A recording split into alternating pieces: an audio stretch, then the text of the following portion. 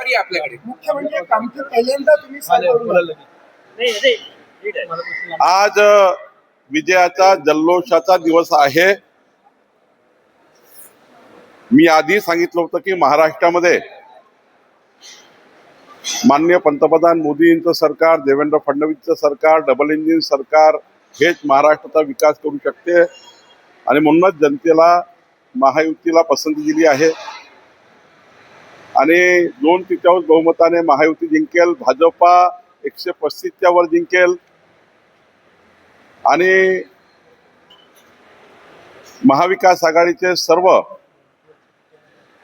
जेवढ्या त्यांनी अपेक्षित केलं त्यांना यश मिळणार नाही. कारण जनता विकासाच्या मागे उभी आहे, जनता देवेंद्रजीच्या मागे उभी आहे, जनता आमच्या सरकारच्या मागे उभी आहे.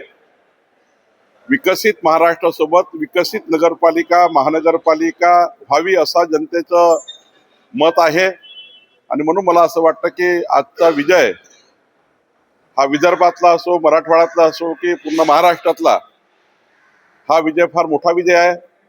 यापूर्वी भारतीय जनता पक्षाला कधी एवढं नगरपालिकेत यश मिळालं नाही तेवढं यश नगरपालिकेत मिळालेलं आहे. मी मतदारांचे, भारतीय जनता पार्टीच्या सर्व कार्यकर्त्यांचे, नेत्यांचे, मुख्यमंत्री देवेंद्र फडणवीसजी आणि आपले अध्यक्ष रवींद्र चव्हाणजी यांचं मी मनापासून अभिनंदन करतो.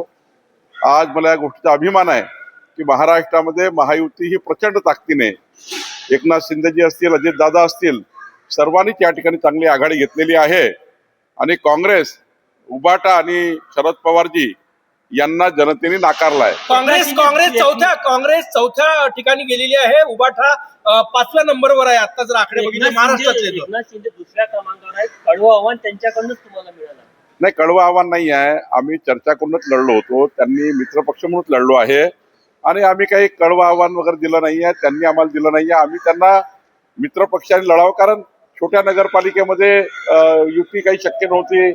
आम्ही वेगवेगळ्या लढण्याचा निर्णय घेतला आणि त्यातून मग ही सर्वांनाच त्या ठिकाणी चांगलं यश मिळालं आहे. हे काही भाजपाला वगैरे